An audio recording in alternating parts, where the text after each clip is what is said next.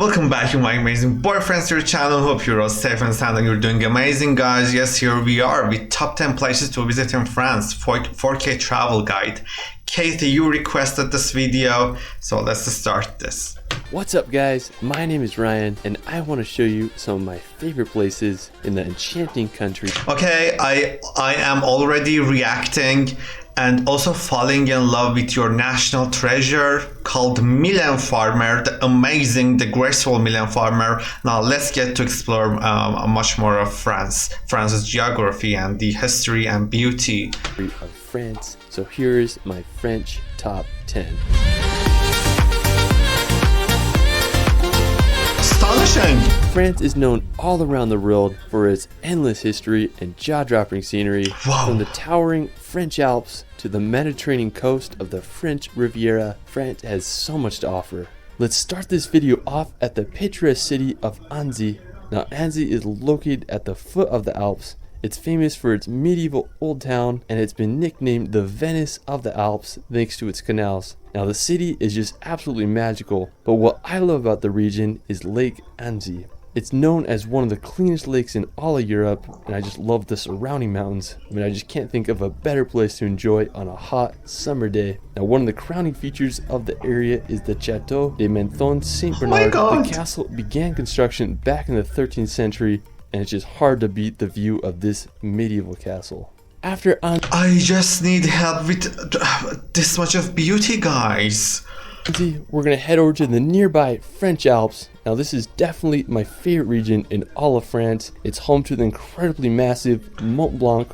Okay, Mont Blanc. Mont Blanc's one of perfumes. It's called Emblem. It's my all-time favorite perfume, guys. Which is the highest mountain in all the Alps at 15,774 feet. If you want to get a close-up view to Mont Blanc without the hiking, you can visit the Aiguille. Oh my god, I feel like I'm losing my virginity by seeing the scenes. Du Midi. Now, special thanks to my friend Guillaume Rougelot for helping me out with footage. I'll link his channel in the description below. Now, the Aiguille du Midi was constructed back in 1955, and when you see it, you just can't fathom how they were able to build this on top. Is this even real? How were they able to build? Oh my god, guys. I need professional help. Top of a mountaintop. Now, to get there, you can take a 20-minute cable car ride, which holds the world record for the highest vertical ascent by a cable car with an elevation gain of 9,000 feet. Now, when you reach the top, you'll be able to witness one of the best 360 views in all the Alps. Now, if you're into hiking, you'll have to experience the Tour du Mont Blanc. Guys, I just can't help myself and deal with this amount of beauty. It's a roughly 170-kilometer trek that loops around Mont Blanc. You'll not only hike in France, but you'll also go through Italy and Switzerland. If you hike at a decent pace, you can expect to complete the loop in about 10 days. If I can travel to France this summer, I definitely want to attempt the Tour de Mont Blanc. I mean, literally just looks like pure paradise out there. After the Alps, we're going to head over to the Alsace region. Now, located in eastern France, bordering Germany and Switzerland, the Alsace region is famous for its fairy tale cities, wine country, and rich history. Over the centuries, the region has alternated between French and German control, and today it represents... Oh my god, I guess you can see like unicorns walking down there and also pixies flying all over this town. A mix of those cultures. The capital of Alsace is Strasbourg. It's home to the formal seat of the European Parliament. Another enchanting city in the region is Colmar. Colmar looks like something straight out of a Disney movie. The city's old town is lined with timber, medieval buildings. I love the canal that runs throughout the city. It just adds to the magic of the place. If you want to escape the cities, you can experience the Alsace. I see no lie. It is a living fairy tale.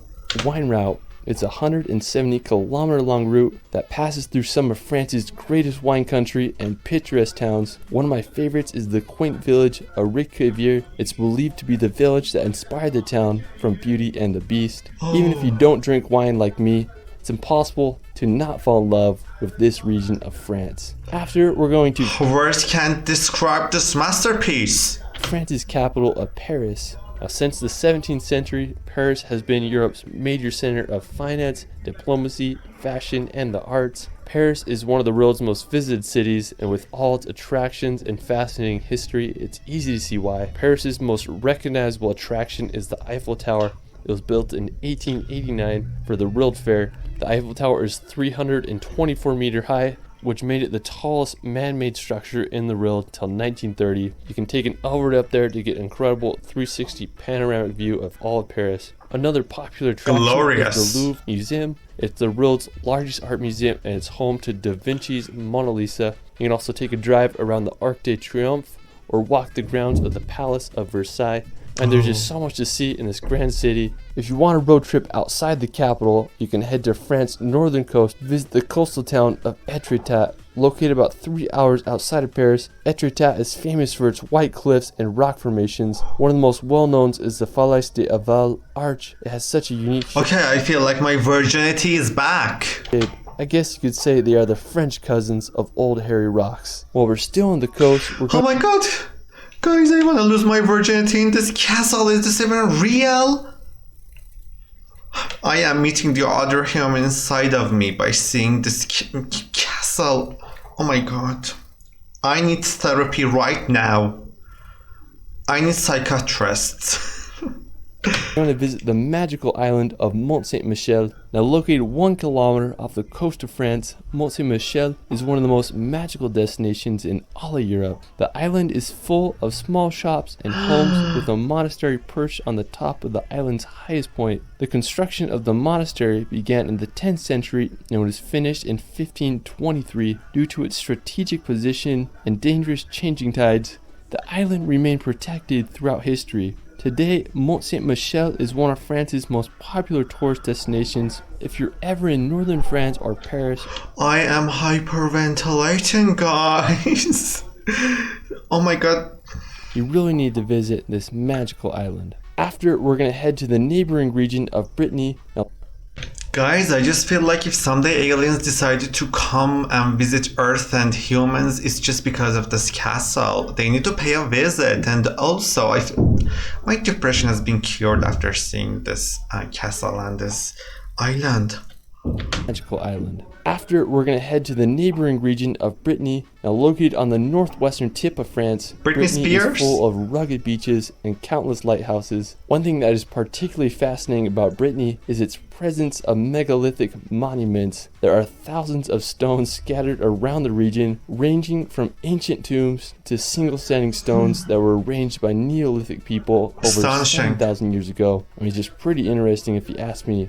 Now, aside from the ancient megaliths, Brittany is home to some stunning coastal towns. One of my favorites is Le Conquet. It's an ideal maritime city with a picturesque harbor. One of the highlights of the area is the Kermovan Lighthouse. I mean, just such a beautiful setting. Aside from Le Conquet, Brittany is full of hundreds of seaside towns and beaches just waiting to be discovered. After, let's head over to the medieval fortress of Carcassonne. Now, when I imagine medieval Europe, I don't think there's a better place that exemplifies it better than this fortified city. Located in southern France, Carcassonne began as a Roman fortified hilltop and was given to the Visigoths in the 5th century, who continued to fortify and build the city. Throughout the centuries, Carcassonne proved to be an impregnable fortress as army after army failed to overtake the protected city. Today, the city consists of 53 towers that are protected by its 2 outer walls. It remains as one of Europe's greatest medieval gems. While we're still on the topic of medieval cities, we're gonna I just need some time to digest and process this beauty.